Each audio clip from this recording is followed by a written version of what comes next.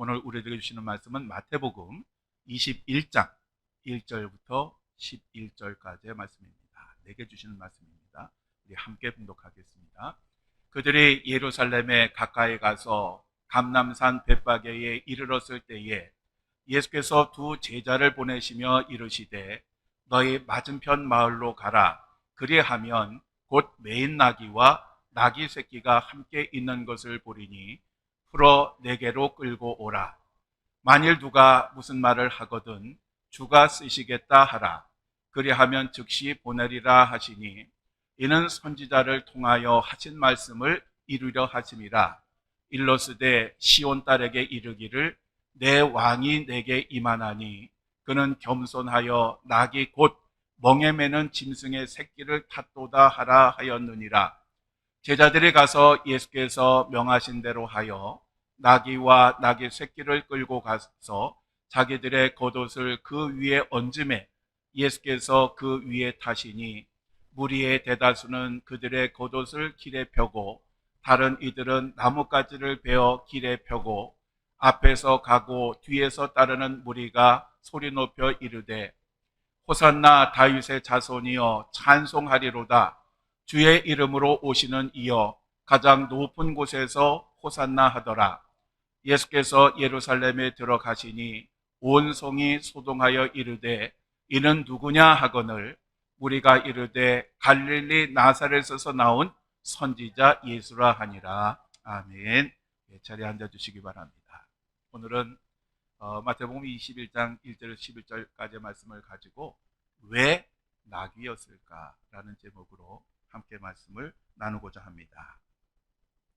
2000년 전에 예루살렘이 들썩들썩하던 날이 있었습니다. 이 날은 축제의 날이었습니다. 사람들이 길거리에 쏟아져 나왔고 그들을 위해서 오신 분을 환영을 하였습니다. 바로 그분은 로마의 압제로부터 이스라엘 백성들을 구원해 주실 분이었고 고단하고 절망과 좌절이 가득한 삶에서부터 그들을 해방시켜 주실 그러한 분이었습니다. 그러니 그들이 얼마나 좋았겠습니까? 날마다 죽지 못해 살았는데 드디어 자기 자신들을 구원해 줄 그분이 드디어 예루살렘에 오셨으니 얼마나 좋았겠습니까?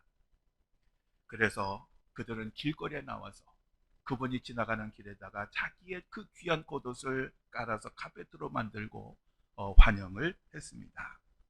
그리고 종려나무 가지를 흔들면서 호산나 다윗의 자손이여 찬송하리로다. 주의 이름으로 오시는 이여 가장 높은 곳에서 호산나 하더라 라고 하면서 종려가지를 흔들었습니다. 이 종려가지는 존경과 기쁨 그리고 승리와 번영을 상징하는 것이었고 당시에는 왕이나 개선 장군이 돌아올 때에 이 가지를 흔들고 환영을 했습니다. 바로 그분이 예수님이셨습니다. 예수님이 예루살렘에 입성하실 때에 사람들이 얼마나 요란하게 예수님을 환영했던지 예수님에 대해서 전혀 모르는 사람들도 도대체 누가 들어오시기에 이렇게 난리냐라고 물을 정도였습니다. 그런데 사람들은 이렇게 즐겁게 환영하고 기뻐했지만 예수님에게는 만감이 교차하는 그런 날이었습니다.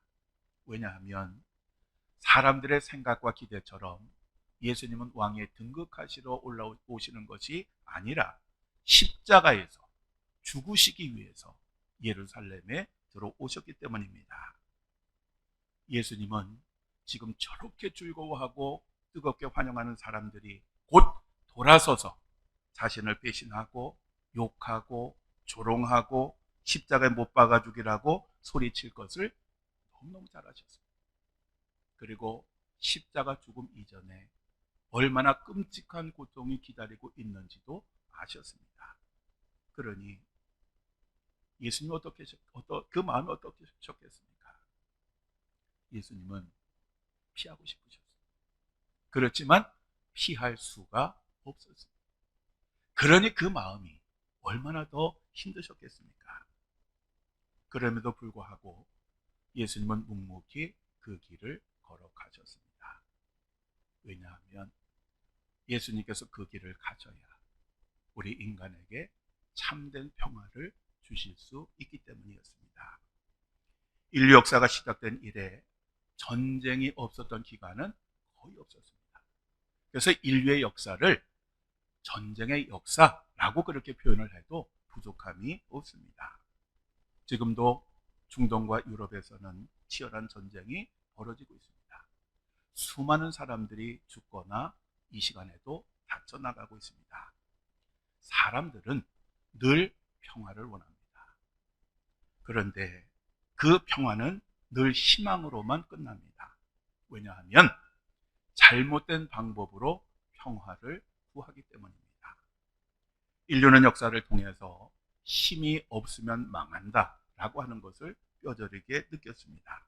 그래서 인류는 강력한 힘을 가지려고 늘 노력을 해왔습니다.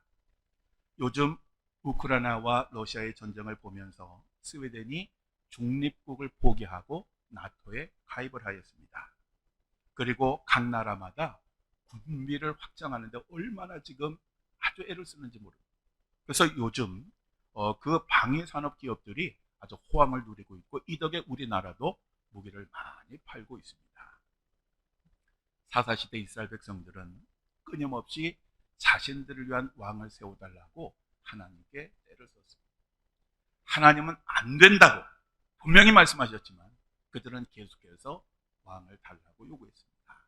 왜냐하면 그들이 이방 나라에 시달리는 것은 자기들에게 강력한 왕도 없고 그리고 상설화된 군대도 없으니까 눈에 보이지 않는 하나님보다는 차라리 눈에 보이는 왕, 강력한 군대를 주시면 우리가 이렇게 유린도 안 당할 거고 평화롭게 살 것이라고 생각했기 때문에 하나님이 안 된다고 해도 끊임없이 때를 썼고 그래서 결국 여기 계신 하나님이 마침내 그들에게 왕을 주셨습니다. 한때는 정말 좋았습니다. 다윗 왕 때에는 그 영토를 최고로 넓혔습니다.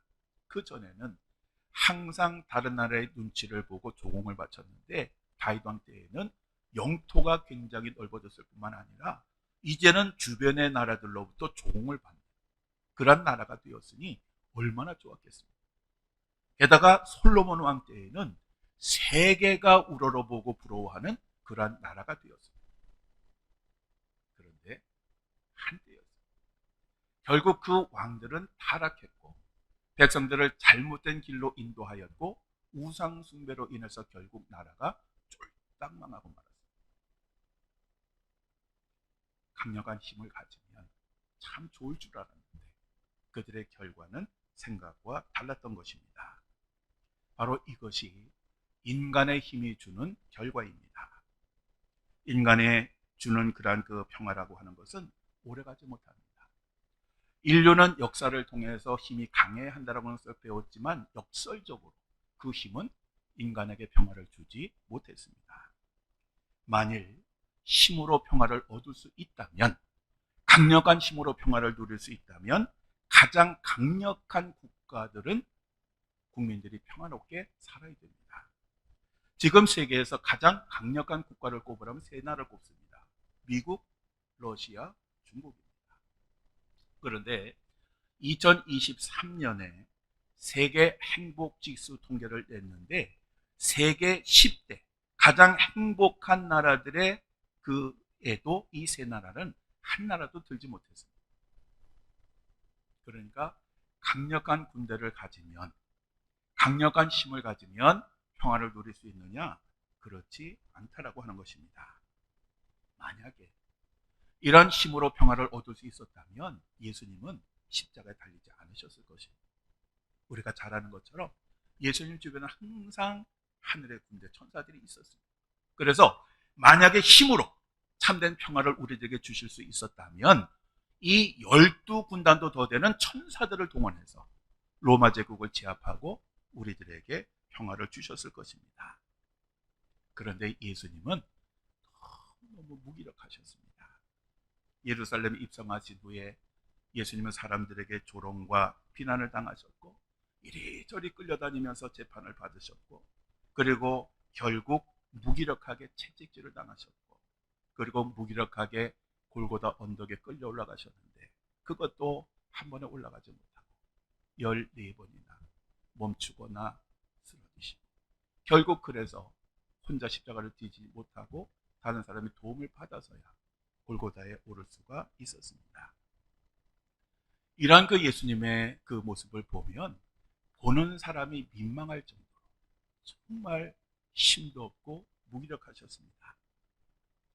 하나님과 같은 분이시고 하나님의 아들 예수 그리스도가 어떻게 이렇게 되셨을까요? 스가랴 9장 9절을 우리 함께 읽겠습니다. 시온에 따라 크게 기뻐할지어다. 예루살렘에 따라 즐거이 부를지어다. 보라, 내 왕이 내게 임하시나니 그는 공의로우시며 구원을 베푸시며 겸손하여서 나귀를 타시나니 나귀의 작은 것 곧 나귀 새끼니라. 아멘. 이 말씀은 기원전 500년경에 스가랴 선지자가 예언한 말씀입니다.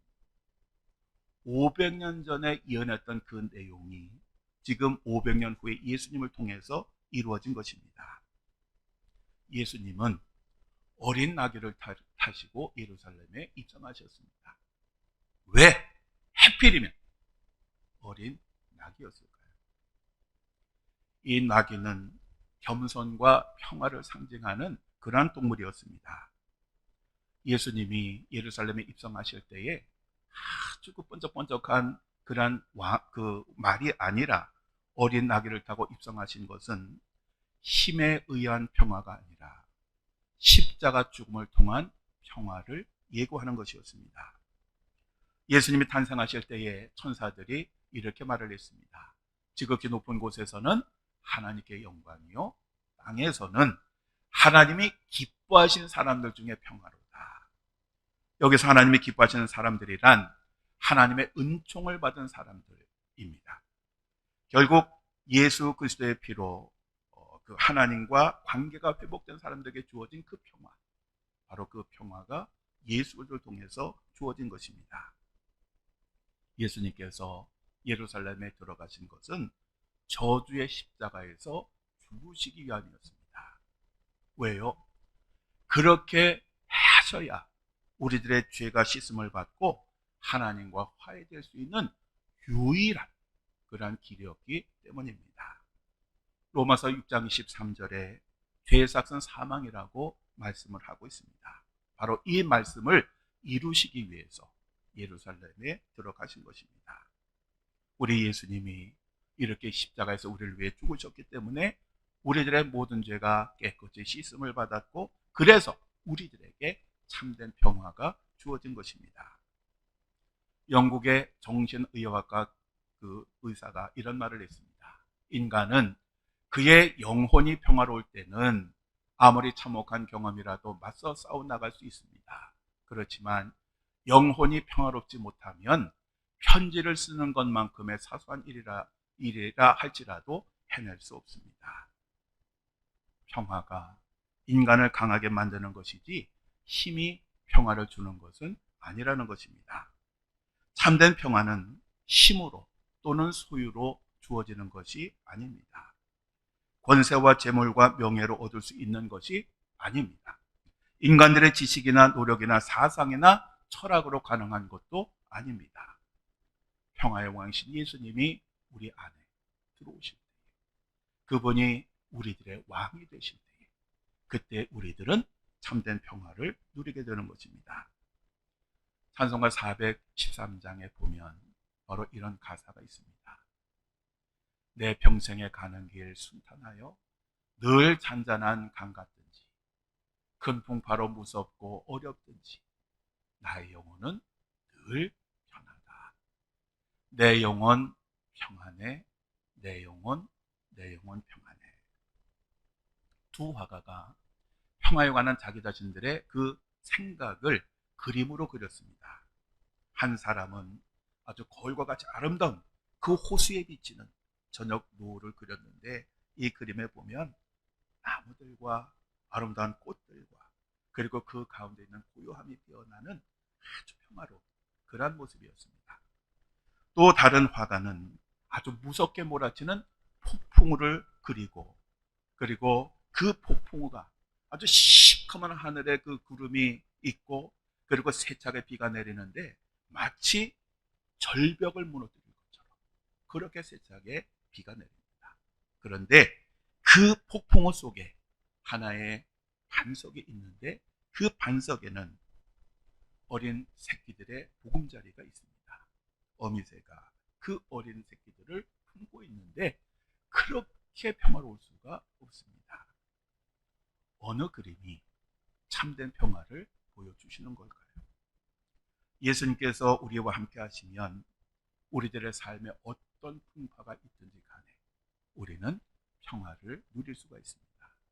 그렇다면 모든 조건이 만족할 때 주어지는 평화와 어떤 상황에서 주어지는 평화, 여러분이라면 어떤 것을 선택하시겠습니까? 여러분 혹시 샬롬이라고 하는 단어를 아십니까? 이 샬롬이라고 하는 말은 히브리어인데 평안을 의미하는 것입니다. 그래서 그 이스라엘 사람들이 안녕하세요, 안녕히 가세요 할 때 샬롬이라고 인사를 합니다. 그런데 이 샬롬이라고 하는 것은 인사 이상의 의미가 있습니다. 샬롬이라고 하는 이 인사는 전쟁과 약탈로 인해서 수많은 사람들이 죽고 고난을 당하고 그리고 숨었다가 다시 얼굴을 마주쳤을 때에 그때 그들은 서로에게 샬롬이라고 그렇게 인사를 했습니다. 아우슈비츠 수용소에서 대부분의 사람들이 죽고 간신히 살아남은 그 사람들이 처음 만났을 때에 했던 인사가 샬롬이었습니다. 하나님께서 주시는 평화, 바로 이 평화를 그들에게 기원을 했던 것입니다. 샬롬이라고 하는 것은 환경에 구애됨이 없는 참된 평화를 의미하는 것입니다. 사랑하는 성도 여러분, 우리는 평화의 왕으로 오신 예수님을 우리 마음의 주인으로 모셔야 합니다. 그리고 우리의 왕으로 삼아야 됩니다. 그럴 때 우리들의 마음과 삶에 참된 평화가 주어지는 것입니다. 우리가 오늘 평화를 누리지 못하는 것은 걱정과 근심과 염려와 고난과 환난이 있기 때문이 아닙니다. 하나님이 주시는 평화, 참된 평화는 이런 것과는 전혀 상관이 없습니다. 우리 마음의 평화가 없는 것은 우리가 지금 하나님과의 그 관계가 온전치 못한 것이고, 내 삶의 주인이 하나님이 아니라 나 자신이기 때문에 우리들은 평화를 잃고 있는 것입니다. 오늘 여러분들에게는 이 샬롬의 평화가 있습니까? 2000년 전에 예루살렘에 입성하셨던 그 예수님을 여러분 온전히 여러분의 삶과 마음의 주인으로 삼으셔서 그토록 우리들에게 주시기를 원하셨던 이 샬롬의 평화가 여러분이 이 세상을 사는 동안 늘 함께 하시기를 주님의 이름으로 간절히 축원합니다. 기도하시겠습니다.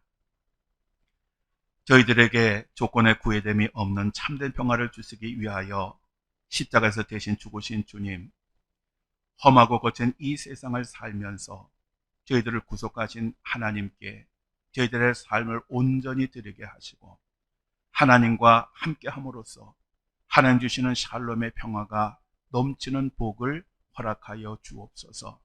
또한 오늘도 참된 평화를 모르고 살아가는 사람들에게 이 평화를 전하는 삶을 사는 저희들이 되게 도와주옵소서. 우리 주 예수 그리스도의 이름으로 간절히 기도드립니다. 아멘.